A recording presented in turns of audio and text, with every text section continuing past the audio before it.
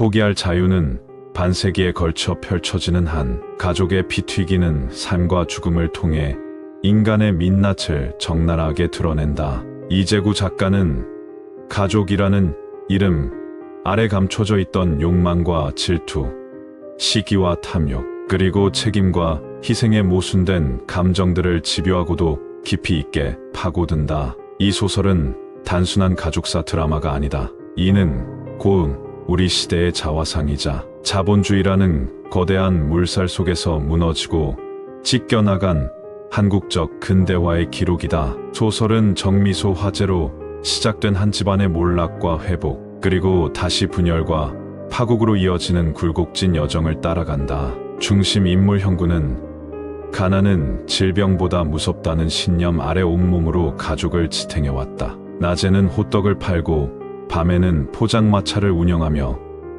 손에 굳은 살이 박이도록 일했다. 형구는 누구보다 가족을 사랑했고 그래서 누구보다 많이 베풀었다. 하지만 그가 직면한 건 가족의 배신이었다. 자신이 세운 회사에서 밀려나고 동생에게 고소당하며 마지막엔 노숙자 신세가 된다. 이 대목에서 작가는 묻는다. 우리는 도대체 가족에게 무엇을 기대할 수 있는가?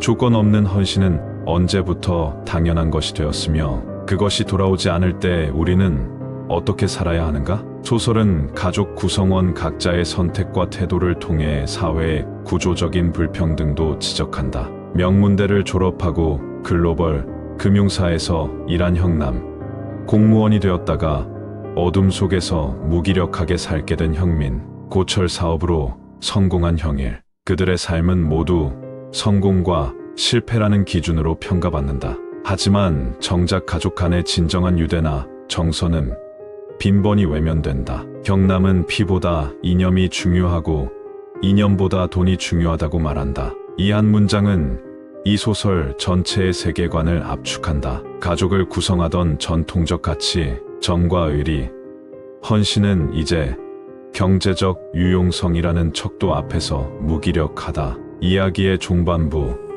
형구는 모든 것을 잃고 다시 인간성을 회복해간다. 몽골에서 금광 사업에 뛰어들고 배신한 형제들을 불러들이며 다시 인간됨을 묻는다. 그러나 이는 회복을 위한 서사가 아니다. 그저 복수의 서막일 뿐이다. 결국 형구는 파국을 택한다. 포기할 자유라는 말을 남기고 투신하는 그의 마지막 모습은 묵직한 질문을 던진다. 우리는 과연 포기할 수 있는가? 그리고 진정으로 포기하지 않으면 자유로울 수 없는 삶이 존재하는가? 이재구는 인간의 복잡한 감정을 정면에서 다룬다. 쉽게 말할 수 없는 감정들, 가족, 아내 시기, 사랑, 경멸, 애증을 복잡하게 얽힌 사건들을 통해 천천히 드러낸다. 특히 이 작품은 가족이라는 울타리 안에서도 인간은 철저히 이기적인 존재임을 고발한다. 작가는 말한다. 우애는 이상일 뿐 현실은 거래이며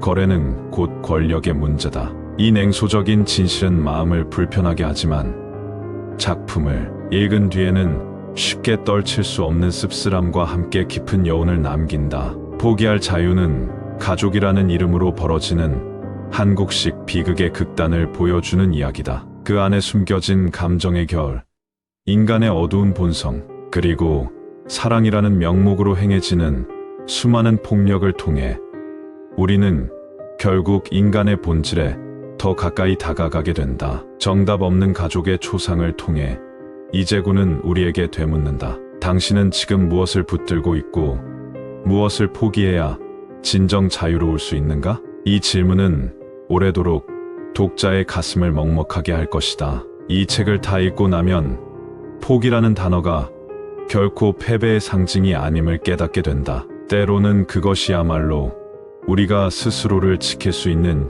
유일한 선택임을 말이다. 형구가 마지막에 남긴 말, 포기할 자유를 얻었다는 말은 여러 층위에서 해석될 수 있는 깊고 절절한 문장이다. 이것은 단순한 체념이나 패배 선언이 아니라 삶의 고통과 억압, 가족에 대한 의무감, 끝없는 책임과 배신의 굴레로부터의 해방을 뜻하는 말이다. 형구는 집안의 몰락을 막기 위해 어린 시절부터 고생을 자처했고 형제들의 학비, 생활, 사업 기반까지 혼자 감당했다. 그는 늘 가족을 위해 자신을 희생했고 결국엔 그 가족에게 가장 깊은 배신을 당했다. 신뢰했던 동생에게 회사와 재산을 빼앗기고 딸에게 버림받고 존재의 기반이던 가족마저 자신을 모른 척하는 상황에 직면한다. 이러한 삶에서 형구는 늘 포기할 수 없는 사람, 지켜야 할 책임자, 의지할 버팀목이었다. 그런 역할은 사실상 자유를 박탈당한 삶이었다. 자신의 욕망이나 감정, 실수조차도 용납되지 않는 채 가족이라는 이름으로 스스로를 묶어온 셈이다. 결국 그는 모든 것을 내려놓기로 결심한다. 더는 무언가를 책임지지 않아도 되는 자유, 이제는 살아야 할 이유조차 남지 않았다고 느낀 그 절망 끝에서 형구는 자신의 삶을 포기할 자유를 비로소 자신에게 허락한다. 그것은 아이러니하게도 자신의 삶을 처음으로 온전히 자신이 선택한 순간이다. 따라서 포기할 자유를 얻었다는 말은 단순한 도피가 아닌 형구가 생의 마지막 순간에 스스로를 용서하고 억눌렸던 인생에서 해방된 선언으로 읽을 수 있을 것 같다. 그토록 치열하게 살았던 한 인간의 고백이자 우리가 진정한 자유를 어떻게 정의하고 그것을 위해